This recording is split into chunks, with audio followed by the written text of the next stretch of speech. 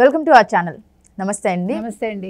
ఈ మధ్య మాజీ సీఎం జగన్మోహన్ రెడ్డి గారి సెక్యూరిటీ విషయంగా మాట్లాడుకుంటే కనుక మొన్న అంబటి రాంబాబు గారు ప్రెస్ మీట్ పెట్టారు. దాని గురించి ఆల్రెడీ మనం చర్చించుకున్నాం. కానీ అందులో ఆయన ముఖ్యంగా మాట్లాడిన విషయం ఏంటంటే నారా లోకేష్ గారి కుమారుడు ఎవరైతే దేవాంశ్ ఉన్నారో అతను కూడా 6 సెక్యూరిటీని ఇచ్చారు. అంటే వాళ్ళందరికీ ఉండొచ్చు కానీ వాళ్ళు పదవుల్లో ఇంతకు ముందు లేకపోయినా వాళ్ళందరికీ సెక్యూరిటీ ఉండొచ్చు కానీ జగన్మోహన్ రెడ్డి గారికి ఉండకూడదా అని ఆయన క్వశ్చన్ చేయడం అయితే జరిగింది. దాని గురించి ఏం చెప్తారు మీరు? మొదట అసలు ఇప్పుడు దీని మీద ఈ కౌంటర్ ఎవరు ఇచ్చారంటే, ఇప్పుడు సెక్యూరిటీ ఇచ్చారంటున్నారు కదా, దీనికి కౌంటర్గా వీళ్ళెవరు స్పెషల్ సెక్యూరిటీ గ్రూప్ యాక్ట్ ఏదైతే ఉందో 2023 దాని ప్రకారం ఇచ్చారంటున్నారు.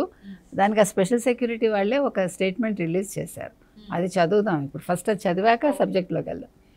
There shall be a separate security group in the state of Andhra Pradesh called the Andhra Pradesh special security group for providing proximate security to the chief minister and the members of her immediate family. Okay, at the commencement of the act. So members of the immediate family means wife, husband, children and parents. ఇది వాళ్ళు చెప్పింది. Okay, అయితే ఈ స్టేట్మెంట్కి మనం తీసుకోవాల్సింది ఏంటంటేనండి, ఇప్పుడు దేవాంశుకి ఎంత వయసు అండి? ఎంత చిన్న పిల్లాడు అంటే మీ రాజకీయాలు చిన్నపిల్లల మీద కూడా చేస్తారా?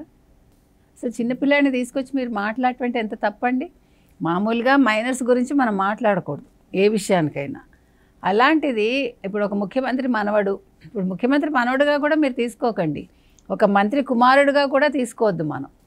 కానీ ఒక చిన్న పిల్లాడి గురించి మీరు మాట్లాడకూడదు. అసలు వీళ్ళకి బుద్ధి ఉందా? అసలు ఒక చిన్న పిల్లాడిని తీసుకొచ్చి రాజకీయాలు చేసి ఇప్పుడు ఆ పిల్లాడి పేరంతా వైరల్ అవుతుందండి, ఆ పిల్లాడి ఫోటో అంతా సోషల్ మీడియాలో వైరల్ అవుతుందా?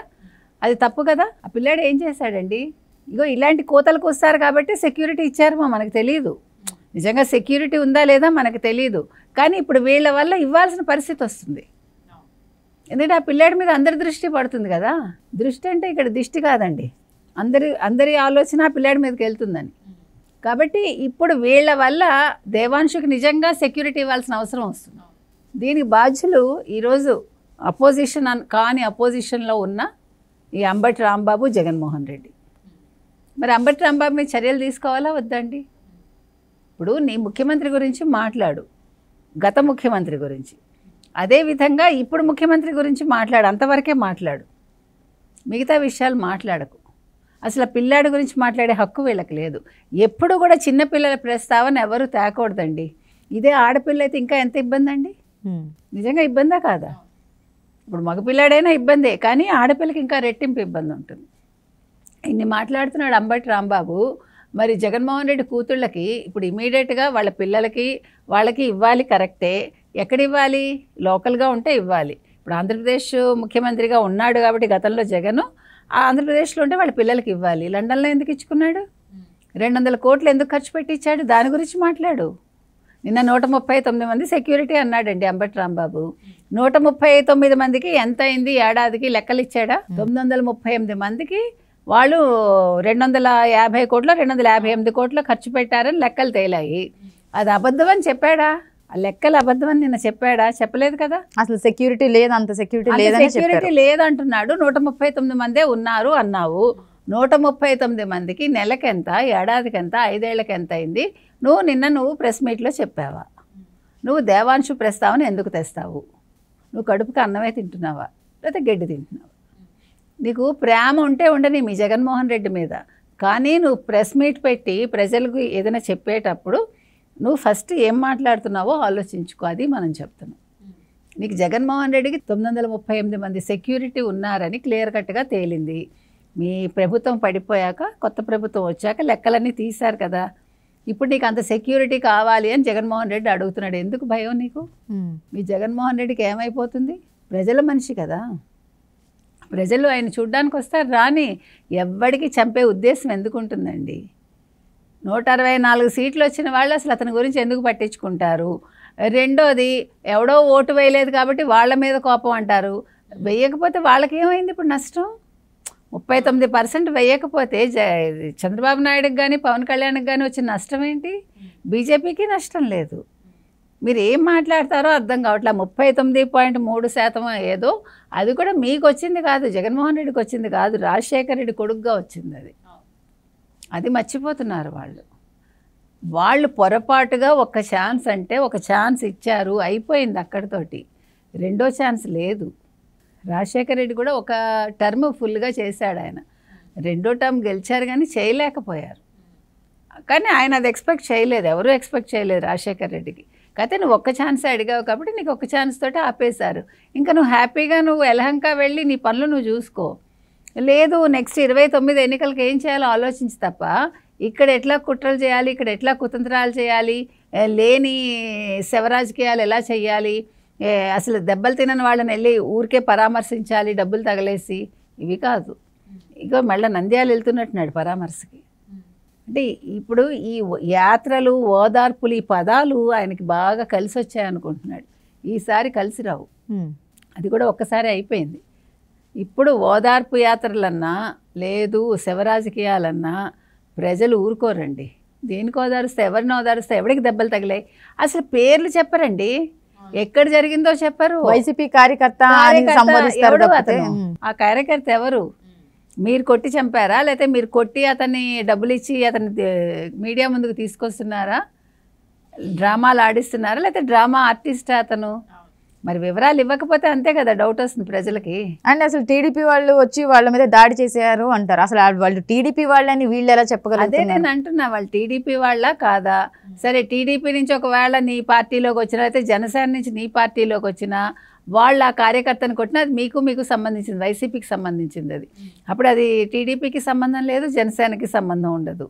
ఏదేమైనా ఇవాళ మాట్లాడాడు అంబటి రాంబాబు, నిన్న మాట్లాడాడు. అసలు దేవాంశు గురించి మాట్లాడటం 100కి 100% తప్పండి. దీనికోసం అని డెఫినెట్గా కేసు ఫైల్ చేయాలి ఎవరి మీద, అంబటి రాంబాబు మీద. చిన్నపిల్లల విషయాలు ప్రస్తావించకూడదని. ఇప్పుడు ఇతను ప్రస్తావించినందువల్ల నిజంగా దేవాంశుకు సెక్యూరిటీ లేకపోతే వెంటనే సెక్యూరిటీ కల్పించాలని మనం కోరుతున్నాం. ఇంకా ఇప్పుడు చూసుకుంటే కనుక కూటమి ప్రభుత్వం వచ్చిందా అంటే గత ప్రభుత్వంలో ఏ మినిస్టరు కూడా ఇన్ని ప్రెస్ మీట్లు పెట్టి ఏ అంశం మీద మాట్లాడిన తీరైతే మనకు కనిపించింది లేదు. కానీ ఇప్పుడు కూటమి ప్రభుత్వం వచ్చిన తర్వాత వైకపాకు చెందిన మంత్రులందరూ కూడా ప్రెస్ మీట్లు పెట్టి మరి మాట్లాడుతున్నారు. మొన్న చూసుకుంటే విడుదల రజని, తర్వాత ఆదిమూలపు సురేష్, పేర్ని నాని రెగ్యులర్గా ఇస్తున్నారు, అంబటి రాంబాబు. నిన్న చూసుకుంటే మేరుగ నాగార్జున కూడా ప్రెస్ మీట్ పెట్టి మరి మళ్ళీ ఈయన కూడా టీడీపీని అదే వైఖరిలో ఈయన కూడా అంటే అసత్య ప్రచారాలు చేస్తున్నారు, దుష్ప్రచారాలు చేస్తున్నారు, ఆయన కూడా మాట్లాడుతున్నారు. దాని గురించి ఏం చెప్తారు? ఇప్పుడు మీరు చూసారంటే ముఖ్యమైన వ్యక్తిని మర్చిపోయారు మీరు. ఇప్పుడు గత 55 రోజులుగా ఎక్కువ ప్రెస్ మీట్లు పెట్టింది జగన్మోహన్ రెడ్డి. గతంలో ఎప్పుడు ప్రెస్ని ఎదుర్కొని జగన్మోహన్ రెడ్డి ప్రెస్ మీట్ పెడుతున్నాడు. ప్రెస్ మీటే అంతే, ప్రెస్తో మళ్ళీ ఇంటరాక్షన్ లేదు. రిపోర్టర్స్కి సమాధానం ఇవ్వలేడు ఆయన. భోజనానికి టైం అయిపోయింది అంటాడు. అవును, ఏదైనా క్వశ్చన్ చేస్తే పెట్టేసి వెళ్ళిపోతాడు. లేకపోతే నువ్వు డిస్ట్రాక్ట్ చేస్తున్నావు నా మైండ్ని అంటాడు. అలా తప్పించుకుంటాడు. అంటే ఆయన ముఖాముఖి మాట్లాడలేడు. కళ్ళల్లో కళ్ళు పెట్టి ఎప్పుడైనా మాట్లాడతాడు ఏ మనిషితోటైనా? ఎప్పుడైతే ఎదుటి మనిషి కళ్ళల్లోకి చూసి మాట్లాడలేకపోతున్నాడో ఎవరైనా సరే ఆ వ్యక్తి పిరికివాడని అర్థం. అంటే మనకి సైకాలజీలో చెప్తారు అది. కాబట్టి జగన్మోహన్ రెడ్డి ఎంత పిరికివాడో అందరికీ తెలుసు. ఇకపోతే మీరు చెప్పినట్టు ఇంతమంది ప్రెస్ మీట్లు పెడుతున్నారు, ఓకే. 55 రోజుల్లో ఒక్క మాజీ మంత్రి కావచ్చు, మాజీ ముఖ్యమంత్రి కావచ్చు, ప్రజా సమస్యలకు సంబంధించి ఒక్క ప్రెస్ మీట్ పెట్టారు? ఎవరైనా వాళ్ళ నియోజకవర్గాలకు సంబంధించిన ఒక్క విషయం మీద ప్రస్తావించారా? మా నియోజకవర్గంలో ఇది చెయ్యలేదు, లేకపోతే ఈ లోటుపాట్లు ఉన్నాయి అని కూటమి ప్రభుత్వాన్ని ప్రశ్నించారా? దేనికి పెడుతున్నారు ప్రెస్ మీట్లు? ఎంతసేపు చూసినా జగన్మోహన్ రెడ్డిని వెనకేసుకు రావటానికి, జగన్మోహన్ రెడ్డిని అంటే ఎలాగా అతను ఇంకా గొప్పవాడిగా చూపించాలి ఏమీ లేకపోయినా. లేదు ఆయన సెక్యూరిటీ గురించో మరొక దాని గురించో తప్ప జగన్మోహన్ రెడ్డి అయితే ఎంతసేపు శవరాజకీయాలు, దాడులు, అత్యాచారాలు, మా కార్యకర్తల్ని ఇది చేస్తున్నారు, వాళ్ళ ఇల్లు తగలబెట్టేస్తున్నారు, ప్రైవేట్ ఆస్తులు ధ్వంసం చేసేస్తున్నారు, ఇవి మాట్లాడుతున్నాడు తప్ప వాలంటీర్స్ గురించి మాట్లాడా? లేకపోతే వాళ్ళ హయాంలో జరిగిన అభివృద్ధి గురించి ఏదైనా మాట్లాడా? దేని గురించి మాట్లాడుతున్నారు వీళ్ళు? దేనికి ప్రెస్ మీట్లు పెడుతున్నారు? ఎవ్వడు వింటల్లా. వాళ్ళకి పని పాట లేక ప్రెస్ మీట్ పెట్టుకుంటున్నారు. ఏదో ఒక రకంగా మీడియాలో ఉండాలి. వాళ్ళు చేసింది ఏమీ లేదు, వాళ్ళకి తెలుసు ఆ విషయం. ఇక్కడ జరుగుతున్న చెడు ఏమీ లేదు, అది తెలుసు.